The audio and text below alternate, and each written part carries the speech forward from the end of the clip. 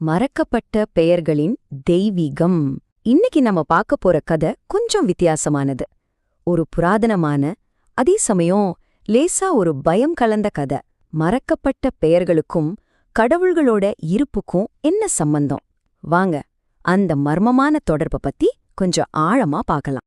மனிதர்கள் மறக்க கத்துக்கிறதுக்கு முன்னாடி தெய்வங்கள் எல்லாத்தையும் ஞாபகம் வச்சிருந்தாங்களாம். இந்த ஒரு வரி, இதுதான் இந்த கதையோட மொத்த அஸ்திவாரமே. இது ஒரு சாதாரண வாக்கியம் இல்ல, இது ஒரு அசைக்க முடியாத உண்மையா இங்க சொல்லப்படுது. இதுதான் நம்மள இந்த கதைக்குள்ள இழுத்துட்டு போக போகுது. அதுதான் அந்த பேலன்ஸ். ஆனா அந்த பேலன்ஸ் இப்போ உடைய ஆரம்பிக்குது. கதையோட முக்கியமான பிரச்சனை இங்கதான் ஸ்டார்ட் ஆகுது. ஒரு காலத்துல இருந்த அந்த பிரபஞ்ச சமநிலை உடையுது. சரி, இந்த உடைவு எங்க போய் முடிய போகுது பார்க்கலாம். அடுத்ததா தெய்வங்கள் மறக்கத் தொடங்கிய போது.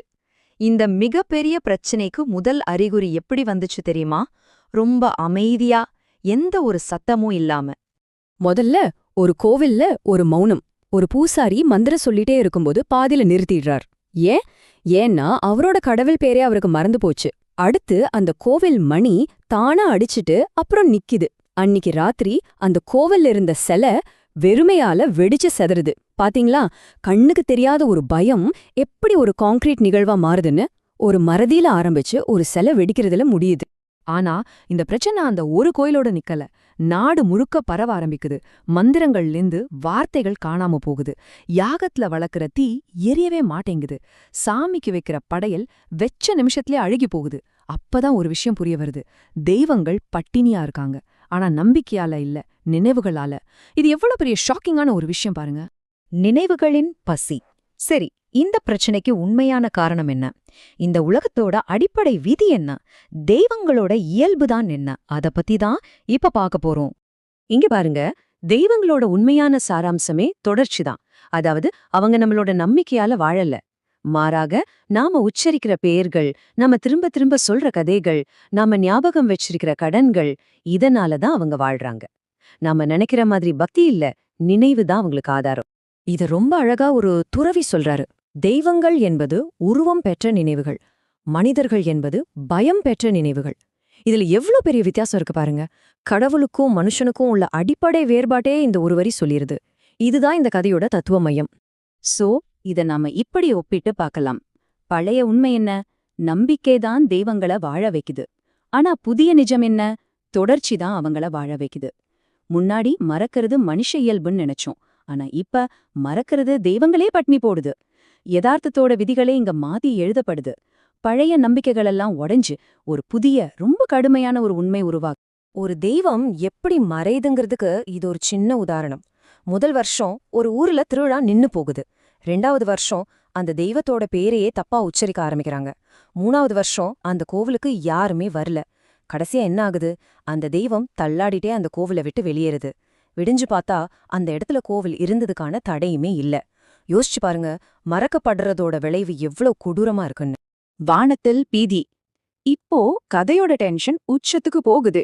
ஏன்னா இந்த பிரச்சனை மனுஷங்களோட உலகத்தை விட்டு தெய்வங்களோட உலகத்துக்கே போயிடுச்சு. எல்லாருக்கும் விசித்திரமான கனவுகள் வர ஆரம்பிக்குது. கோவில்கள் எல்லாம் கீழ் நோக்கி இல்ல, மேல் நோக்கி வானத்துல இடிஞ்சு விழற மாதிரி கனவுகள். மேகங்களுக்கு நடுவுல கோவில் மணிகள் தாறுமாற அடிக்குது. எங்க பார்த்தாலும் ஒரு குழப்பமான, பயமுறுத்துற நிலைமை. ஆனா இது எல்லாத்தையும் விட பயங்கரமான காட்சி என்னன்னா, தெய்வங்களே அவங்களோட சொந்த பேரையே டெஸ்பெரண்டா தேட ஆரம்பிக்கிறாங்க. அவங்க அடையாளத்தையே இழந்து நிக்கிறாங்க. வரலாற்றுல முதல் முறையா தெய்வீகம் அழிவ சந்திக்குது. அதுவும் அவநம்பிக்கையால இல்ல, மறதியால. இது அவங்களுக்கு ஒரு எக்ஸிஸ்டென்ஷியல் த்ரெட். அவங்களோட அழிவு மறதியால நடக்க போகுது. தெய்வீகத்துக்கு ஒரு காணிக்கை. இப்போதான் கதையில ஒரு முக்கியமான திருப்பமுனை வருது. தெய்வங்களுக்கு முன்னாடி ஒரு ரொம்ப கடினமான தேர்வு வைக்கப்படுது. அந்த துறவி சொல்றாரு, சுமைய பகிர்ந்துக்கோங்க, மறக்கப்பட்டவங்கள ஞாபகம் வச்சுக்கோங்க, கடன்களை நீங்க சுமந்து செல்லுங்க. இது ஒரு சாதாரண கோரிக்கை இல்ல. இது ரொம்ப சக்தி வாய்ந்த, அதே சமயம் ரொம்ப கஷ்டமான ஒரு கோரிக்கை. இது ஒரு வேண்டுகோள் மாதிரியும் இருக்கு, ஒரு எச்சரிக்கை மாதிரியும் இருக்கு. இப்போ தெய்வங்களுக்கு முன்னாடி 2 வழி இருக்கு. ஒன்னு, இந்த சுமைய மறுக்கிறது. அப்படி மறுத்த தெய்வங்கள் எந்த பாரமும் இல்லாத வழிபாட்ட கேட்டாங்க. ஆனா அவங்க கொஞ்சம் கொஞ்சமா ஒண்ணும் இல்லாம மறைய ஆரம்பிச்சாங்க. வெறும் வெற்று சின்னங்களா மாறிட்டாங்க.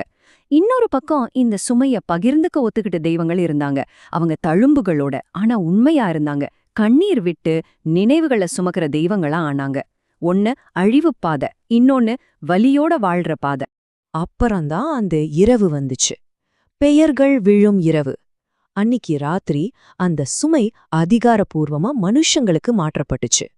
மறக்கப்பட்ட தெய்வங்களோட பெயர்கள் எல்லாம் சாம்பல் மாதிரி வானத்திலிருந்து கொட்டுச்சு.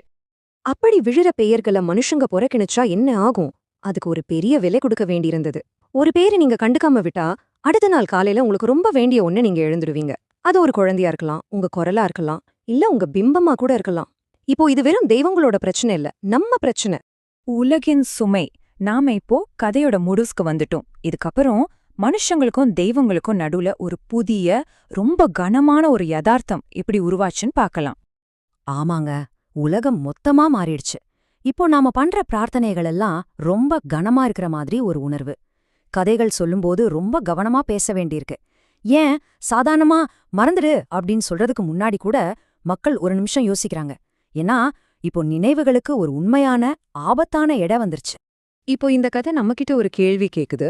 ஒருவேளை ஒரு நாள் உங்க தெய்வம் அமைதியாயிட்டா உங்க நம்பிக்கை மேல தப்பு சொல்லாதீங்க. உங்களுக்கு நீங்களே ஒரே ஒரு கேள்வி மட்டும் கேட்டுக்கோங்க. நாம நிம்மதியா தூங்குறதுக்காக யார மறந்தோம்? ஏன்னா அந்த விளக்கு இன்னும் எரிஞ்சிட்டு தான் இருக்கு. ஆனா ஒரே ஒரு வித்தியாசம், இப்போ தெய்வங்களும் அத கவனிச்சிட்டு இருக்காங்க.